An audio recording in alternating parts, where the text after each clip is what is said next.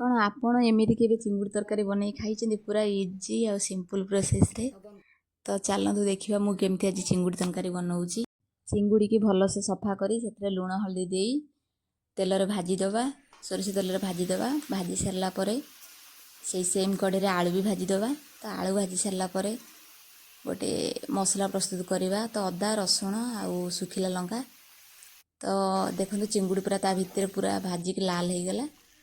तो चिंगुड़ी काढ़ी तादे तेल पकेवा कड़े तेल रे गोटा मसला तेजपत्र दे जीरा फुटेवा काटी रखा पियाज देकी तादे जो पेस्ट बनई अदा रसुण आउ सुखिला लंकार से पेस्टा दबा टिके भाजिला टिके मसलाटा स्मेल पड़ेला काटी रखा टमाटर पेस्ट को बाटी रखा देदेबा देलापर जीरा गुंड लंका गुंड धनिया गुंड हलदी गुंड आउ लुण सब पकई भलसे घाटी देवा तेल छाड़िया जाके कषा कषिला तादे भाजी रखा आलू देकी 2 मिनट कषिला पानी देदेबा। तो पानी जमी फुटो से भाजी रखी चिंगुड़ी की देदेबा।